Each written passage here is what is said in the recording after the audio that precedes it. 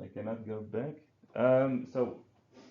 What we do is we feed an algorithm, which is our neural network, which is developed by a French partner with model output data from previous simulations that Thales has done, and with satellite-derived data from SPM. So these are products which are freely available from the Copernicus system now, but also from Rijkswaterstaat we have data.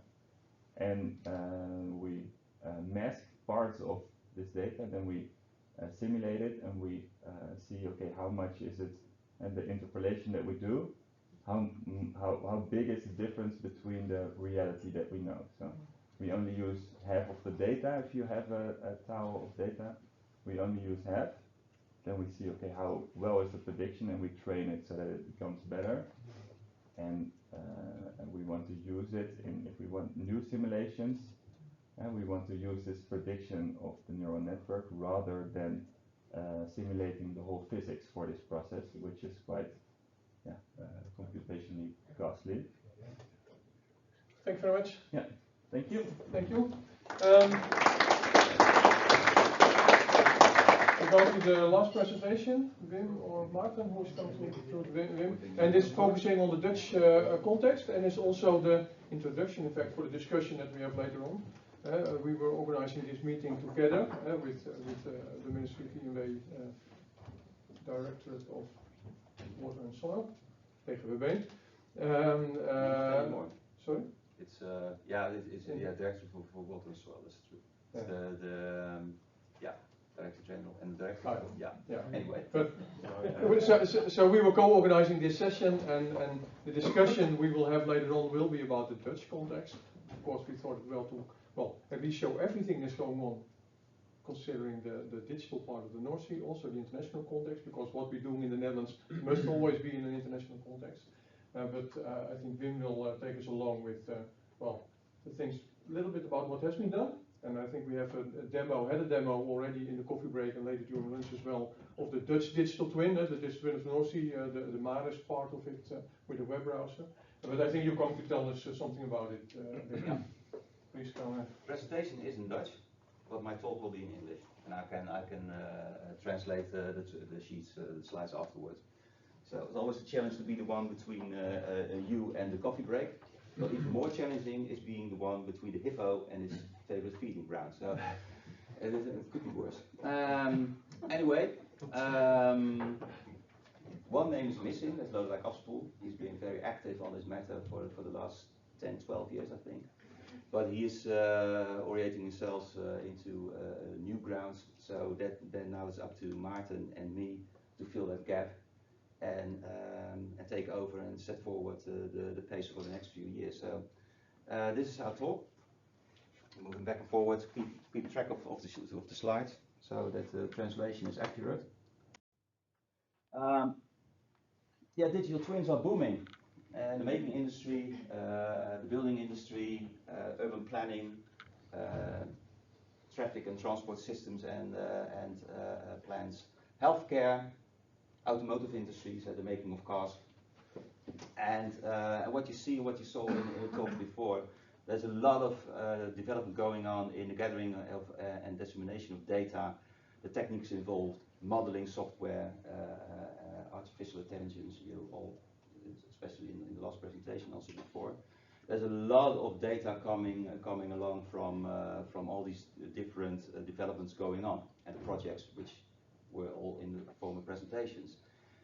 And it's very sexy. I don't have to translate that word. And what you saw, especially in the last translation, is there's a lot of going on also internationally in the last couple of years. 10 million per year is coming from the European Commission into the European Digital Twin Ocean. Well, you've got a demonstration of one of the projects which is going on right now, where Deltares is involved. But also on the scale of the UN, there is a digital twins of the oceans within the UN Decade of Ocean Science. But there's also a project going on in the Caribbean, which has been sponsored by UNEP.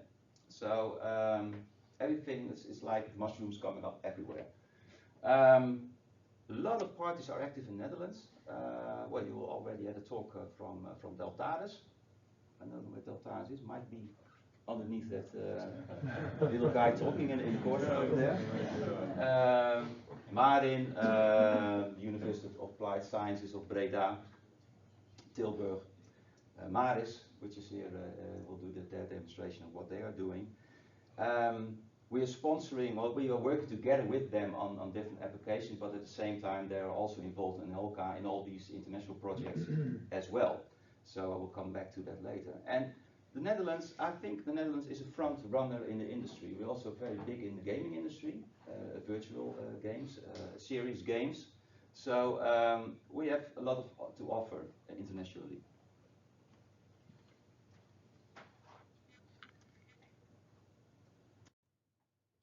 So where are we after 10, I think even 12 years? There are some products which we can actually use and they have a lot of potential. We have the Maritime Spatial Planning Challenge Simulation Platform. That's a tool with the best available data in the field of geo, maritime, marine data, and it's integrated into simulation models for ecology, shipping, and energy production, especially the effects of MSP plans on those different uses. In the same field, we have the browser-based application from Maris. Yeah, that's yours, isn't it? Yeah, I'm still learning. Which should be or is a fast, accessible tool, which gives you insight into the impact of wind farms to nature, fisheries, other uses of the sea, and the way you can do your spatial planning. And there are also some platforms which actually gives you some kind of real-time idea of if you are on the sea, you see a wind farm, you see the shippings passing by. It's kind of translation of data into a visual on different parts of the sea, which you can't see from the Coast Guard Center, etc. So these are kind of applications that's helpful if you want to do actual search and rescue or other things at sea. I think if you look at the Apple iStore, you find the DigiShape app, which is this AR app. Okay. So people can download it during the coffee break and now listen to you. Oh, that's cool. Okay. So then that's this one. That's that one. Yeah, that's one, which looks very nice. This one is outside here. During the coffee break, you can demonstration of that. And this is MSP challenge simulation. So what I said, a lot of potential, a lot of data coming up from the different projects, monitoring programs, etc. The sensors on the platforms within the wind farms and other places on the North Sea. That is, and there's still lots to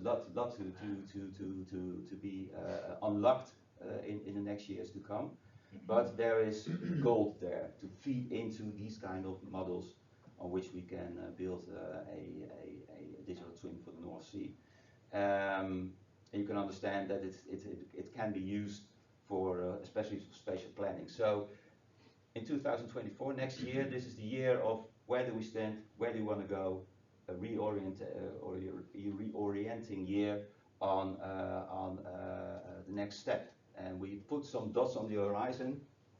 I don't put a year on it, but it might be handy if some dots can be reality in 2027. And that's because we'll be making our next spatial plan for the North Sea. So what we would like to have, accessible, user-friendly tool to, on a data-driven manner, to analyze the effects of different policy scenarios or alterations in the uses of the sea on the North Sea, so we can play with that and get some insight into what the effective policy decisions are. So policy, user-friendly policy, the goal is to base policy on that, or to use it to make policy. Also a tool to get an insight into what the effect of new uses on the sea might be if they are being implemented on a large scale on the North Sea. Think of the growth of sand extraction which we have to use to protect our coast against the rising sea level. In the next decennia it will multiply. So what will be the use of that? The effect of the co-use of aquaculture or energy from the sun or or wave tidal energy within wind farms. What will be the effect of that if you apply it on a large scale?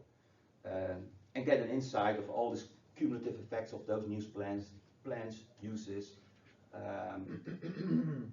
on the sea. So to put that into practice, it would be very nice to use the tool, actually to use it when we make our next spatial plan in 2028. Actually making it, drafting it to 26, 27. The programma Noordzee 2028-2033, which is the spatial plan for the North Sea, the next one. It would be very nice to use it in the first selection of your different policy scenarios, to go from this set to this set, together with stakeholders, have a dialogue on that, using this kind of tools. Would be very handy to use it like that, especially if you see that you are working with planning wind farms, but also looking at the traffic separation schemes or other shipping routes, how you're going to deal with that, what you're going to do with aquaculture, etc. It all comes together. It all has cumulative effects on other uses, but also at the ecosystem. So if we get an idea, a flavor of what effect that might have from policy decisions, to go from this set to variants or different decisions you could make to this. That would also help during the process of decision making to more pinpoint your research questions you have on certain effects, because you can model things, but it's still a model, and you might want to have more insight, more study, more science to get it more precise what the effect actually is, especially when it comes to safety of shipping, or for example when it comes to the effects on the ecosystem, on which the legal requirements are also getting more strict through European legislation, etc.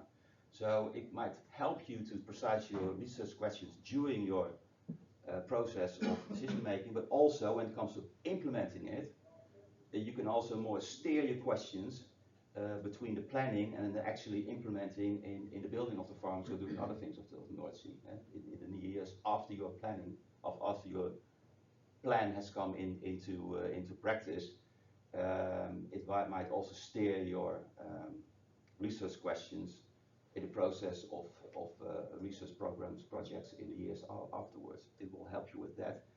And well, the dream might be is that you actually might use a digital twin to do a part of maybe the whole of your strategic environmental assessment. That would be great. Because the thing with these strategic environmental assessments, they always use the knowledge which is there. And that's exactly what the digital twin does as well. So who knows?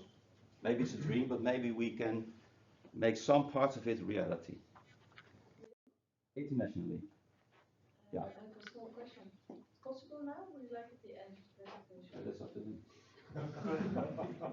I'm very strict. No, you can ask your question, that's okay. With regard to the tool that you're proposing for multi-use, among others, aquaculture, I was wondering, is this more modeling or are we also going into validation? Because we're thinking about piloting, upscaling wind parks, especially within Borselen and Hansbussite.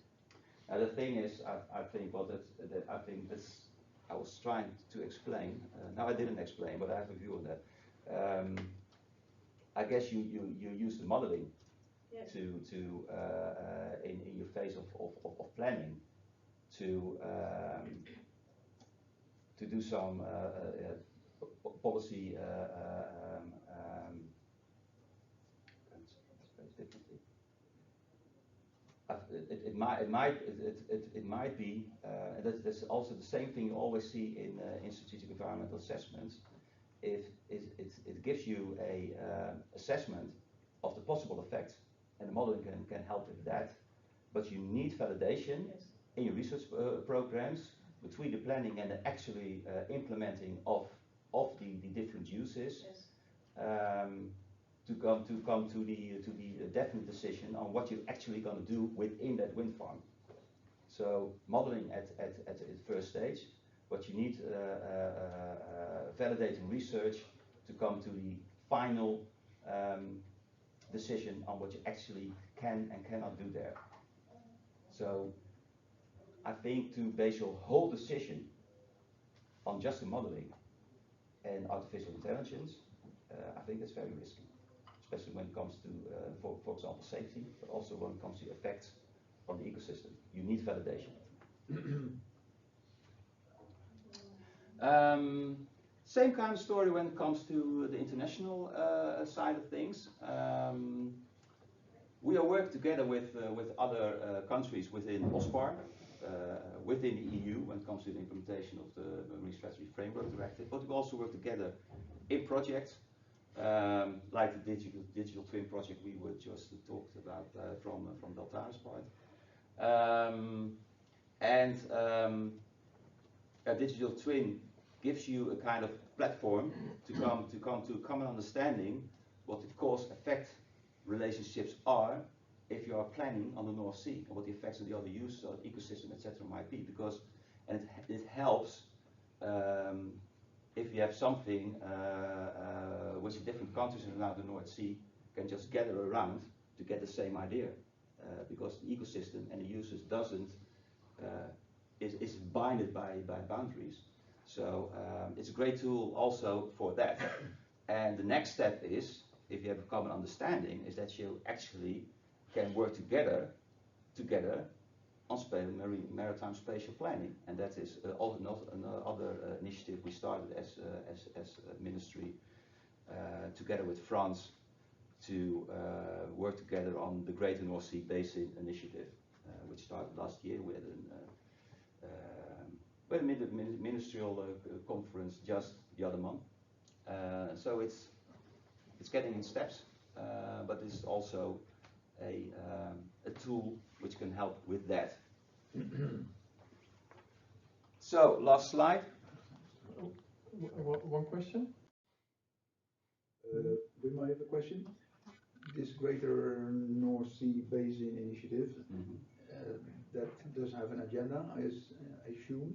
What is the, let's say, the scope of their attention when it comes to spatial planning? Is it basically all the subject as we did discuss this morning, or has it certain focus maybe on? Now, at the moment, I have to look into mine to get it more precise. Now, what they're now doing is exploring. It's just an exploratory phase, and the agenda right now is to see on what fields we can work more together. Also, they have a dot on the horizon, but there's no year stickered on that. Is that the ultimate goal might be doing spatial planning together in the North Sea Basin. What we're doing right now is there's some fields on we're going to work together, and that is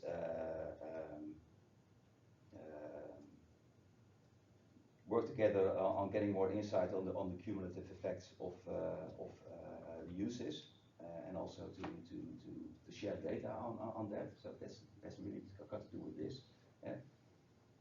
Created common ground.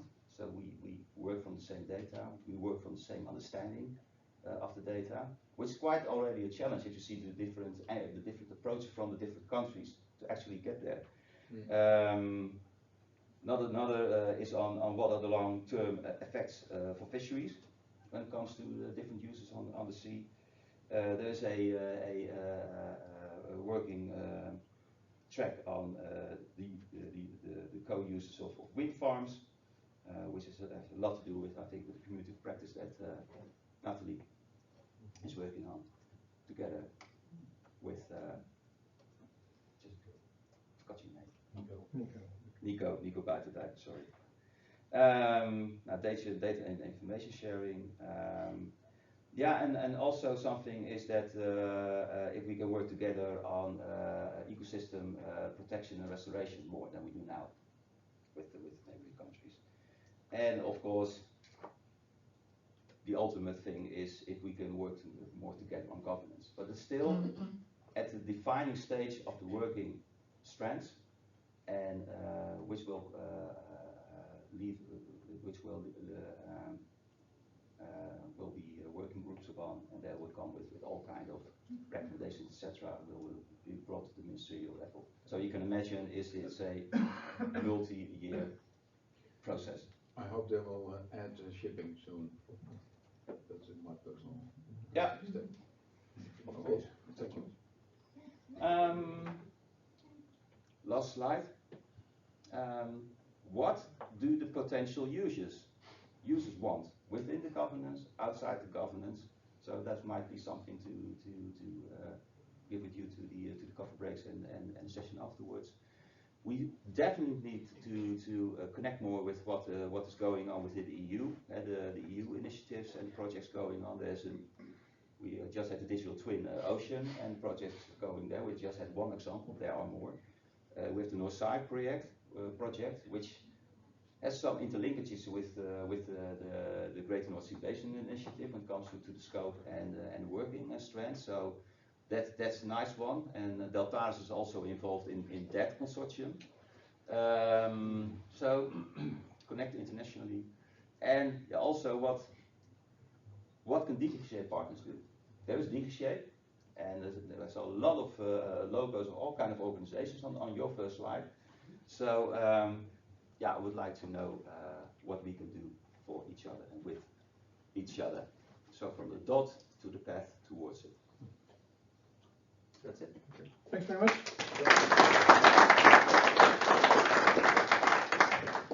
Final question to Wim. Only one.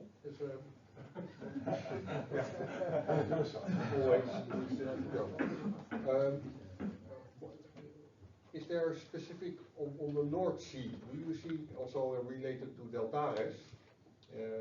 Is there, for example, the logical directly related countries like Belgium?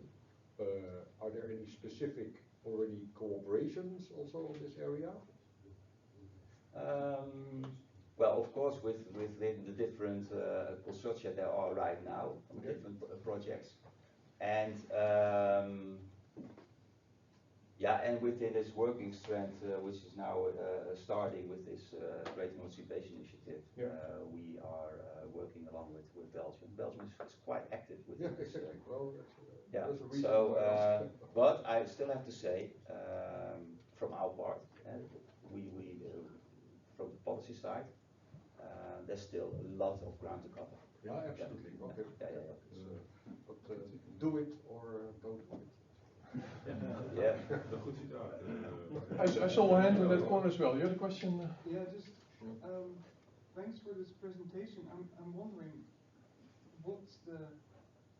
did you delineate beforehand what the scope is of the digital twin in terms of strategic versus tactical versus operational fitness for purpose? Because you're talking a lot about strategic planning.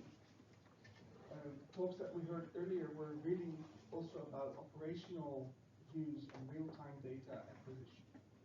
And the type of models that you would use for the one might not necessarily be useful for the others. So if we mix this up in some general term digital twin ocean without... Yeah, okay, I know what you mean. You have digital twins which are being used for in real time to on the spot operational decisions you have to make, because a ship is running into a windmill or a storm is coming up, and what you're going to do what you're going to say to the ships, to the vessels. That's one definition of digital twin. This is the one which has to do with digital twin related to spatial planning. Yeah. So this is really strategic. Yeah, this is not operational. This is real time. Also, in terms of the type of models that you want to incorporate and the velocity of data that you want to have and the type of aggregations and level of validation of the models. Can I suggest that we take this to the discussion afterwards, because I think it's a very important one, the different levels of users, and I think thanks Wim. I think it's good to have a coffee break and continue discussion in the parallel sessions that we have after the coffee break. In fact, these are the questions that we want to ask you in the sessions afterwards. Initial idea is to make, after the coffee break, we make 3 groups. One from the perspective of ecology, one from the perspective of nautical safety, and a third from other users at sea. Let's see if that's working out also in the size of groups. We will have 2 groups here and 1 group in a room above, but Johan will lead us. Let's suggest that the nautical safety group, or safety group in general, goes up, because then I will be there. Then you will be there as well. Yeah. So the nautical safety group will be upstairs in the room following Johan after the coffee break.